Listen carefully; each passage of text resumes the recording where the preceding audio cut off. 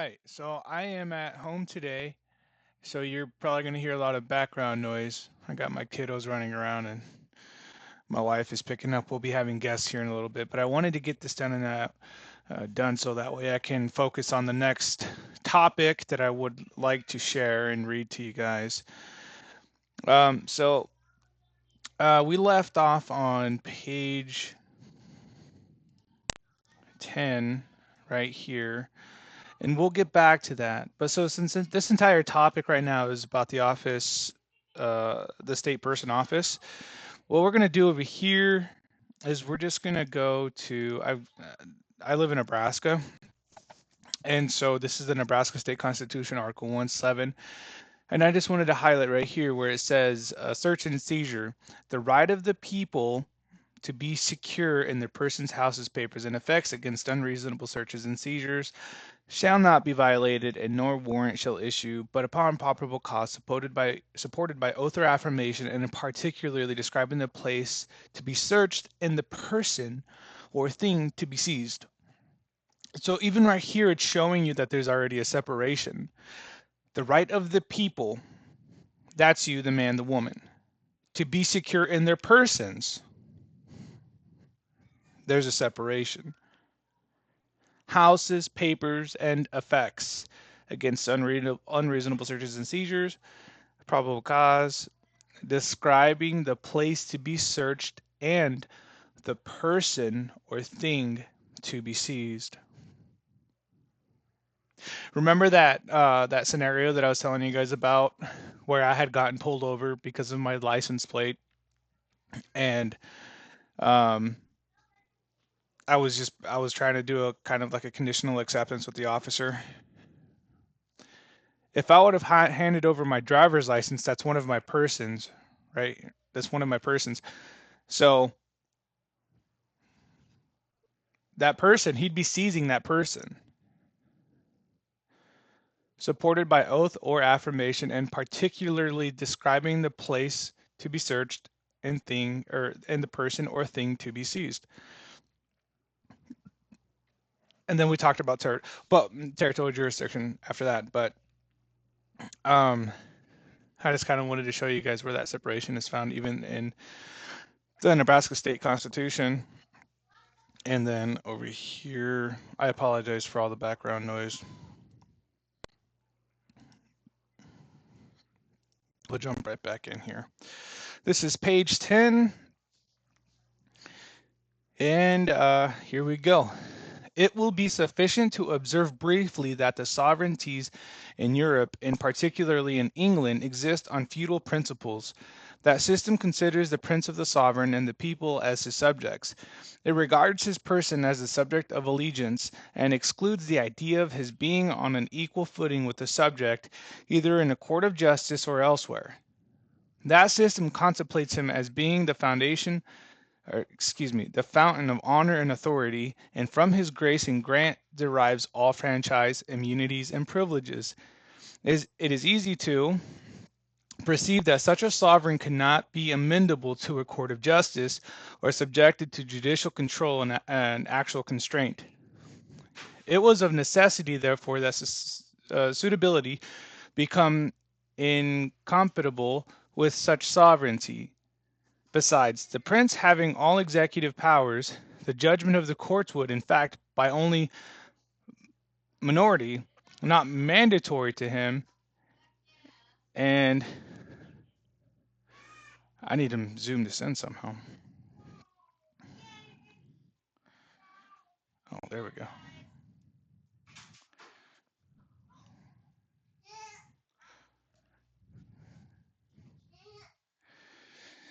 And a capacity to be advised. This is recording. It is a distinct thing from a capacity to be sued. The same feudal ideas run through all their jurisprudence and constantly remind us of distinction between the prince and the subject. No such ideas obtain here. Speaking of America, at the Revolution, the sovereignty devolved on the people, and they are truly the sovereigns of the country. But they are sovereigns without subjects, unless the African slaves among us may be so called.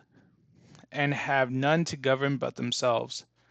The citizens of America are equal as fellow citizens and as joint tenants in sovereignty. That's Chisholm v. Georgia in 1793. There are many ways you can give up your sovereign power and accept the role of person. One is by receiving state benefits. Another is by asking permission in the form of a license or a permit from the state. One of the subtlest ways of accepting the role of person is to answer the questions of bureaucrats. When a state bureaucrat knocks on your door and wants to know why your children aren't registered in school, or a police officer pulls you over and starts asking questions, you immediately fill the role and the office of person if you start answering their questions.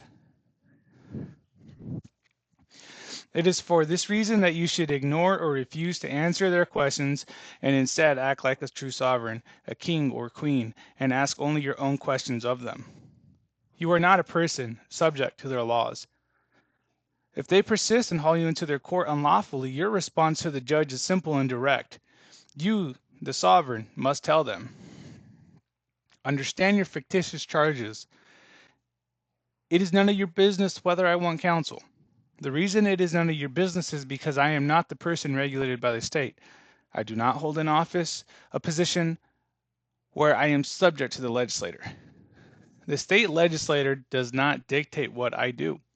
I am a free sovereign man or woman, and I am a political power holder as lawfully decreed in the state constitution, Article 1 or 2, and that constitution is controlling over you.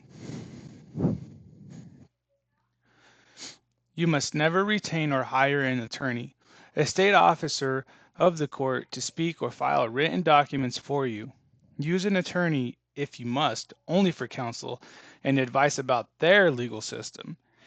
If you retain an attorney to represent you and speak in your place, you become non corpus mentis, not mentally competent, and you are then considered a ward of the court. You lose all your rights, and you will not be permitted to do anything herein. The judge knows that as long as he remains in his office, he is backed by the awesome power of the state, its lawyers, police, and prisons. The judge will try to force you to abandon your sovereign sanctuary by threatening you with jail. No matter what happens, if you remain faithful to your sovereignty, the judge and the state may not lawfully move against you. The state did not create the office of sovereign political power holder. Therefore, they do not regulate and control those in sovereign office. They cannot ascribe penalties for breach of that particular office. The reason they have no authority over the office of sovereign is because they did not create it, and the sovereign people did not delegate to them any such power. When challenged, simply remind them that they do not regulate any office of the sovereign and that their statutes only apply to those state employees and legislative created offices. Now, I just want you guys to use your discernment. If you haven't already, go to the channel and read the legal disclaimer. We'll continue on.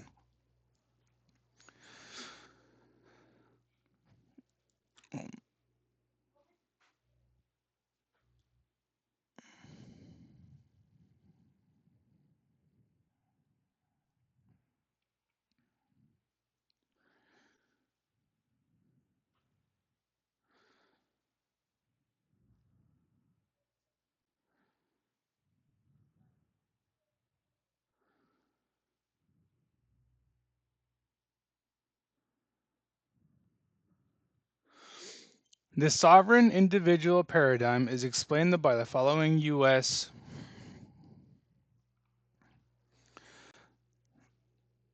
Oh my goodness, I'm sorry. I don't know what's going on here. 8. Okay, I'm going too fast.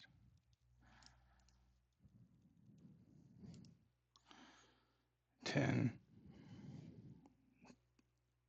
It went, okay, so that's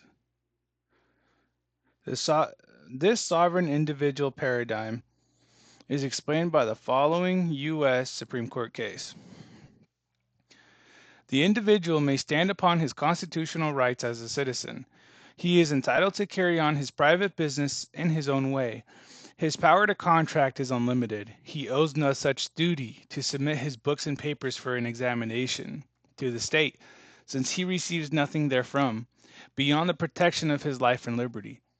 His rights are such as existed by the law of the land, common law, long antecedent to the organization of the state, and can only be taken from him by due process of law and in accordance with the Constitution. Among his rights are a refusal to incriminate himself, and the immunity of himself and his property from arrest or seizure except under a warrant of the law. He owes nothing to the public as long as he does not trespass. Shit.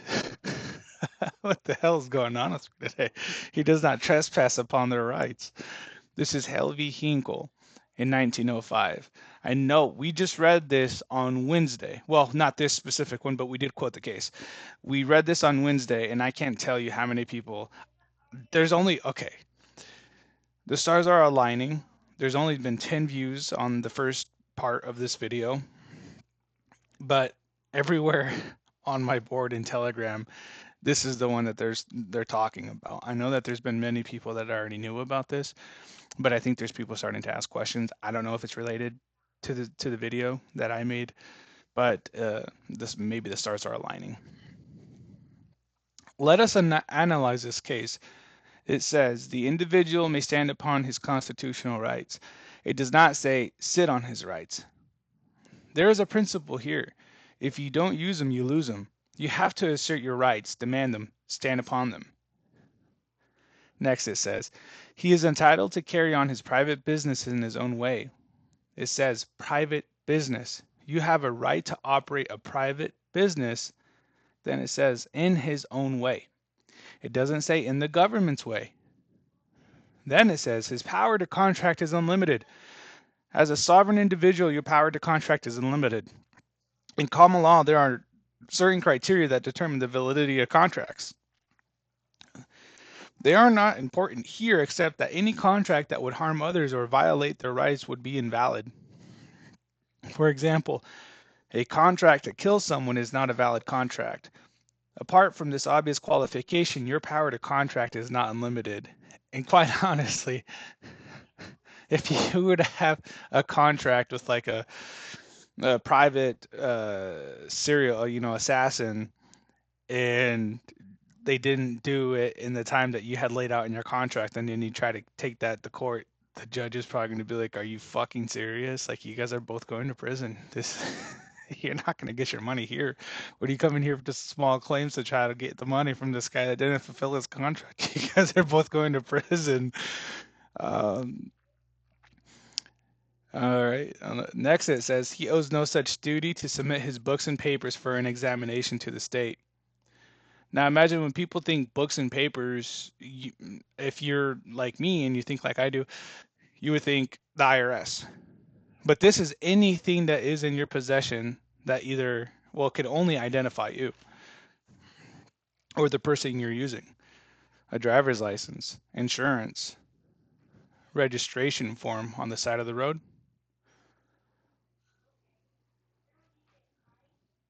Uh-oh, what's happening?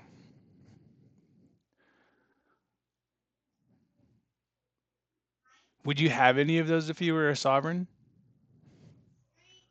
Would you need, if you didn't have anything to surrender over because you're not carrying in that office, you would be telling the truth, wouldn't you? You wouldn't be lying. You'd be honorable.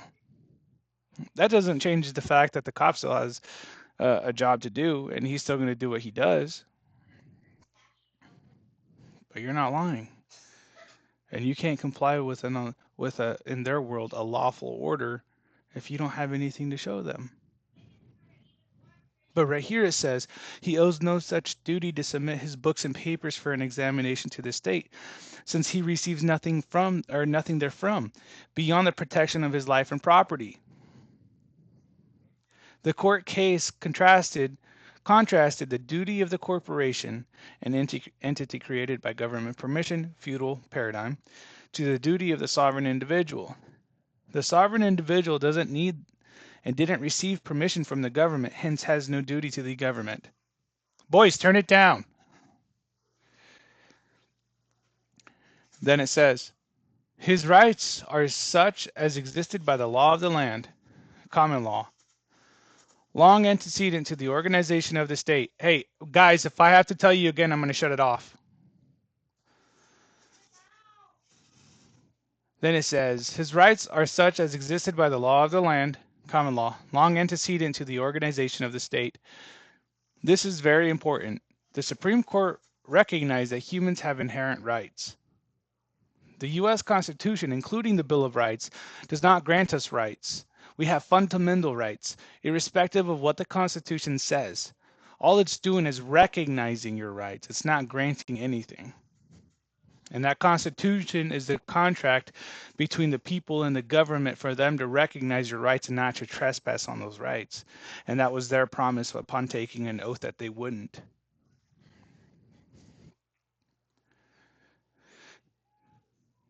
Next, the Supreme Court says, and his rights can only be taken from him by due process of law and in accordance with the Constitution. Does it say the government can take away your rights? No. Your rights can only be taken by due process of law and in accordance with the Constitution. Due process of law involves procedures and safeguards such as trial by jury.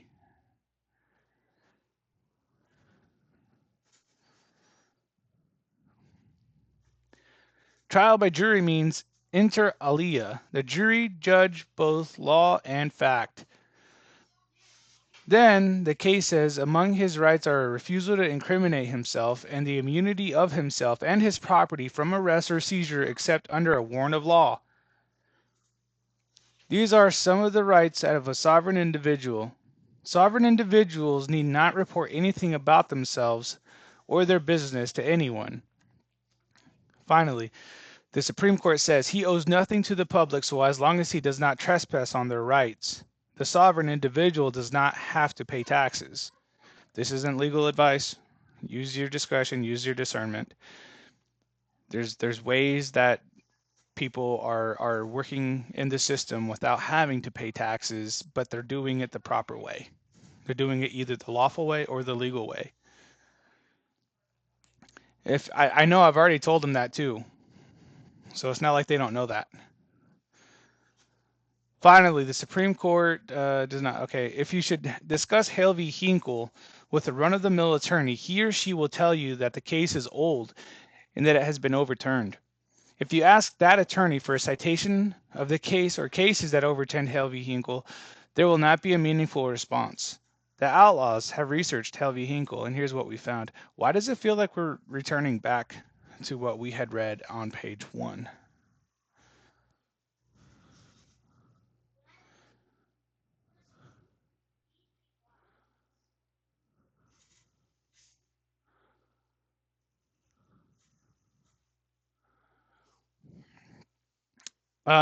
Looks like, what do we got here? The word person or word company, herein used interchangeably, means any individual, receiver, assignee, trustee in bankruptcy, trust, estate, firm, co-partnership, joint venture, club, company, joint stock company, business trust, municipal corporation, corporation, association, society, or any group of individuals acting as a unit, whether mutual, cooperative, fraternal, nonprofit, or otherwise. In anticipation that the state, give me 1 second.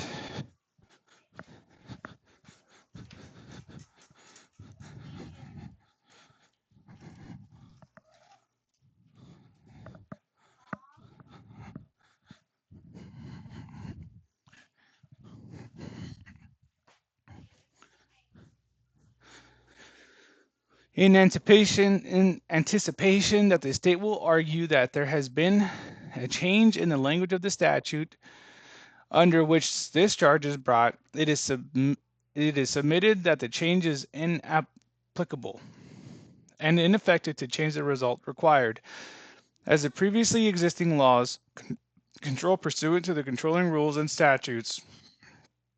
I don't know Roman numerals. I'll highlight where I'm talking about, so if you want to pause and go, This is what it is right here. Of the Washington State Constitution states in part that all previous rights, actions, suits, proceedings, contracts, or claims shall continue as if no change had taken place. The federal constitution also has a similar provision at 1 Stat 122 and 2 Stat 298, and bring forward and certified and exemplify the law in pursuance to U.S. Constitution Article 4, Section 1 of 1789. And the RCWs contain a similar provision at RCW 1.04.021. And construing the codes in Title 46, then the codes themselves are merely prima facie evidence of law as recognized in RCW 1.04.021. Rules of construction. Prima facie law in 1950. The contents of said code shall establish prima facie law that the laws of this state of a general and permanent nature in effect on January 1, 1949, but nothing herein shall be construed as changing the meaning of any such laws. In case of any omissions or any inconsistency between any of the provisions of said code and the laws existing immediately preceding this enactment, the previously existing laws shall control. That's 1915 XS C16 Section 2. Those statutes stand unrepealed, unabridged, and unaltered, and should be held to declare the laws of the state. State v. Williams, 1975. The court has no authority to abrogate by rule a right guaranteed by the Constitution. State v. Plavich, 1928. Our state Supreme Court's decision on an issue of state law is binding on all lower courts until it's overruled by the court. State v. Gore of 1984. Statutes not supersede. Nothing in this rule shall be construed to supersede existing statutes or subsequent amendments thereto.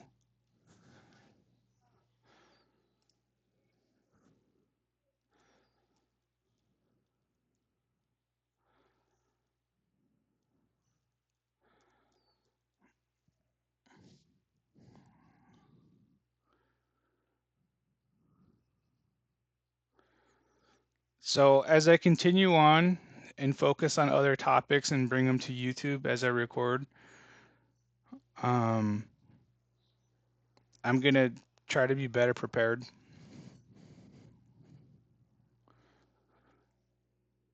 Because for some reason 8 pages went by fast, and I don't think that I read 8 pages.